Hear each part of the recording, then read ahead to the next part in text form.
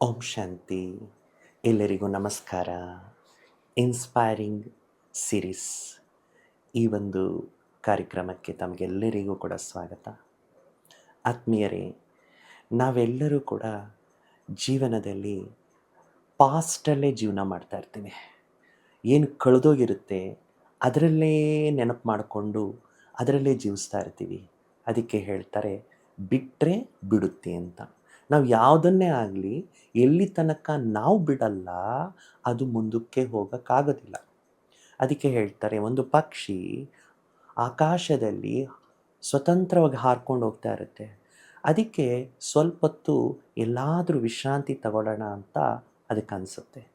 ಅದೇನು ಮಾಡುತ್ತೆ, ಹಾರ್ತಾ ಹಾರ್ತಾ ಹಾರ್ತಾ ಒಂದು ಸುಂದರವಾದಂಥ ಮರ ಕಾಣುತ್ತೆ. ಆ ಮರನ ಹೋಗ್ಬಿಟ್ಟು ಅದು ಗಟ್ಟಿಯಾಗಿ ಇಟ್ಕೊಂಡ್ಬಿಡುತ್ತೆ.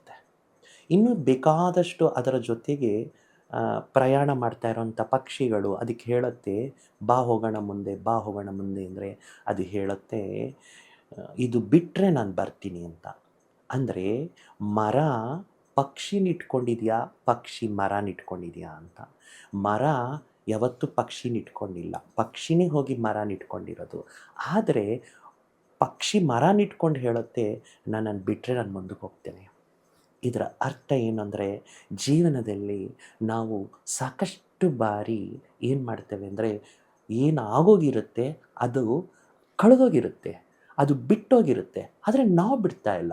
ಅದಕ್ಕೆ ಹೇಳ್ತಾರೆ ಲೆಟ್ ಇಟ್ ಗೋ. ಈ ಫಾರ್ಮುಲಾನ ಯಾರು ಜೀವನದಲ್ಲಿ ಅಳವಡಿಸ್ಕೊಳ್ಳೋದಿಲ್ಲ ಅಲ್ಲಿ ತನಕ ಕೂಡ ಪ್ರೆಸೆಂಟ್ ಏನು ವರ್ತಮಾನ ಜೀವನದ ಒಂದು ಖುಷಿ ಇದೆ ಅದನ್ನು ಎಕ್ಸ್ಪೀರಿಯನ್ಸ್ ಮಾಡೋಕ್ಕಾಗಲ್ಲ. ಇದರ ಒಂದು ಅಡಿಯಲ್ಲಿ ಇದರ ಒಂದು ಅರ್ಥ ಮಾಡಿಸೋದ್ರಲ್ಲಿ ನಾನು ನಿಮಗೆ ಮತ್ತೊಂದು ರೋಚಕ ಕಥೆಯನ್ನು ಹೇಳ್ತೇನೆ. ಒಮ್ಮೆ 2 ಇರುವೆಗಳು ಇದು ಜೊತೆಗೆ ಪ್ರಯಾಣ ಮಾಡ್ತಾ ಇರುತ್ತೆ. ಎರಡೂ ಆಲೋಚನೆ ಮಾಡುತ್ತೆ, ನಾವು ಜೀವನ ಎಲ್ಲ ಆಹಾರ ಹುಡ್ಕೊಂಡೇ ಹೋಗಬೇಕಾ, ಎಲ್ಲಾದರೂ ಒಂದು ಕಡೆ ದೊಡ್ಡದಾಗಿರ್ತಕ್ಕಂತಹ ಒಂದು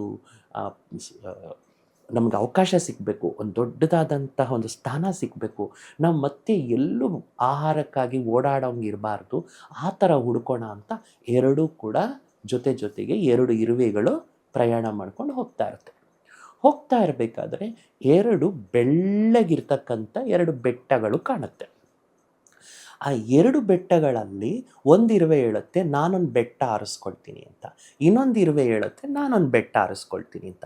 ಹಾಗೆ 2 ಬೆಟ್ಟಗಳನ್ನು 2 ಇರುವೆಗಳು ಆರಿಸ್ಕೊಳುತ್ತೆ. 2 ಕೂಡ ಆ ಬೆಟ್ಟನ ಎಂಜಾಯ್ ಮಾಡ್ತಾ ಇರುತ್ತೆ. ಆದರೆ ಒಂದು ಇರುವೆ ಮಾತ್ರ ತುಂಬ ಖುಷಿಯಾಗಿರುತ್ತೆ, ಇನ್ನೊಂದು ಇರುವೆ ಮಾತ್ರ ತುಂಬ ಸಪ್ಪಗಿರುತ್ತೆ. 2 ಸುತ್ಕೊಂಡು ದಿನ ಇಡೀ ಸುತ್ಕೊಂಡು ಸಂತೋಷ ಪಡುತ್ತೆ ಅಂತ ಅಂದ್ಕೊಂಡು ಮತ್ತೆ ಮೀಟಿಂಗ್ ಆಗ್ತಾರೆ. ಒಂದು ಇರುವೆ ಅಂತೂ ತುಂಬ ಸಂತೋಷವಾಗಿರುತ್ತೆ, ಇನ್ನೊಂದು ಇರುವೆ ತುಂಬ ಬೇಸರವಾಗಿರುತ್ತೆ. ಆಗ ಸಂತೋಷವಾಗಿರೋ ಇರುವೆ ಕೇಳುತ್ತೆ, ನಾನಿಷ್ಟು ಸಂತೋಷವಾಗಿದ್ದೀನಿ, ನೀನು ಯಾಕೆ ಸಂತೋಷವಾಗಿಲ್ಲ ಅಂದರೆ ಅದು ಹೇಳುತ್ತೆ, ನೋಡು ನಿನಗೇನೋ ಸಿಹಿಯಾಗಿರ್ತಕ್ಕಂತಹ ಸಕ್ಕರೆಯ ಬೆಟ್ಟ ಸಿಕ್ಬಿಟ್ಟಿದೆ, ನನಗೇನೋ ತುಂಬ ಉಪ್ಪಿರ್ತಕ್ಕಂಥ ಬೆಟ್ಟ ಸಿಕ್ಬಿಟ್ಟಿದೆ, ನಾನು ಹೆಂಗೆ ಖುಷಿಯಾಗಿರಬೇಕು ಅಂತ ಹೇಳುತ್ತೆ. ಆಗ ಈ ಸಕ್ಕರೆ ಬೆಟ್ಟದ ಇರುವೆ ಹೇಳುತ್ತೆ, ಇಷ್ಟೇನಾ, ನೀನು ಆ ಬೆಟ್ಟ ಬಿಟ್ಬಿಟ್ಟು ಈ ಬೆಟ್ಟಕ್ಕೆ ನನ್ನ ಜೊತೆ ಬಂದ್ಬಿಡು, ಇಬ್ಬರೂ ಸೇರಿ ಈ ಸಕ್ಕರೆ ಬೆಟ್ಟನ ಎಂಜಾಯ್ ಮಾಡೋಣ ಅಂತ ಹೇಳಿ ಅದನ್ನು ಅಲ್ಲಿಂದ ಇಲ್ಲಿಗೆ ಕರ್ಕೊಂಡು ಮತ್ತೆ ಇಡೀ ದಿನವೂ ಕೂಡ ಆ ಸಕ್ಕರೆ ಬೆಟ್ಟನ ಎಂಜಾಯ್ ಮಾಡಬೋಣ ಅಂತ ಹೇಳಿಬಿಟ್ಟು ಇಬ್ಬರು ತಿರುಗ್ತಾ ಇರ್ತಾರೆ.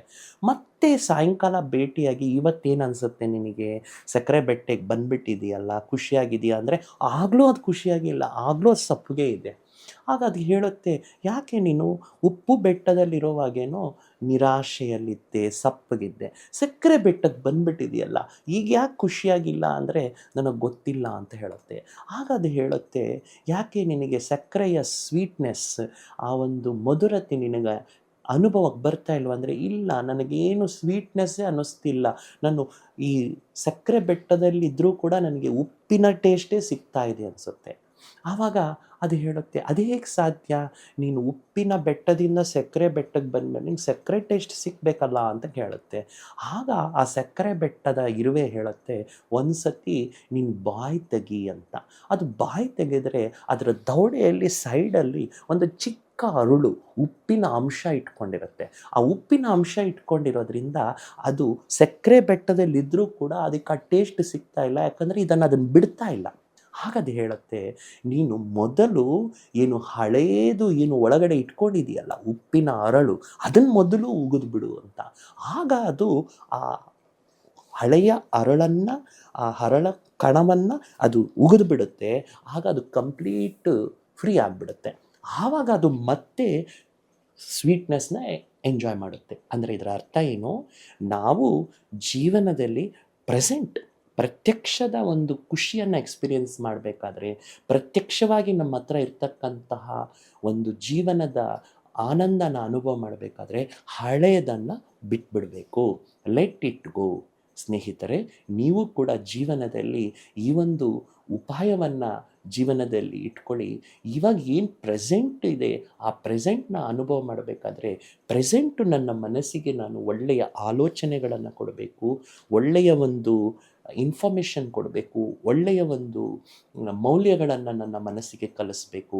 ಆಗ ನನ್ನ ಮನಸ್ಸು ಪ್ರೆಸೆಂಟನ್ನು ಎಂಜಾಯ್ ಮಾಡುತ್ತೆ. ಇಲ್ಲ ಅಂದರೆ ಹಳೇದನ್ನೇ ಜೀವಿಸ್ತೀವಿ, ಹಳೇದಾಗೇ ಇರ್ತೀವಿ, ನಿರುತ್ಸಾಹದ ಜೀವನ ಇರುತ್ತೆ. ಈ ಕಥೆಯ ಒಂದು ಸಂದೇಶ ಆಗಿದೆ, ಲೆಟ್ ಇಟ್ ಗೋ ಅಂತ. ನಿಮ್ಮ ಜೊತೆಯಲ್ಲಿ ಮತ್ತೆ ಹಲವಾರು ಇನ್ಸ್ಪೈರಿಂಗ್ ಸ್ಟೋರೀಸ್ ಜೊತೆಗೆ ಭೇಟಿ ಆಗ್ತೀನಿ. ನಿಮಗೆಲ್ಲರಿಗೂ ಕೂಡ ಶುಭವಾಗಲಿ. Thank you.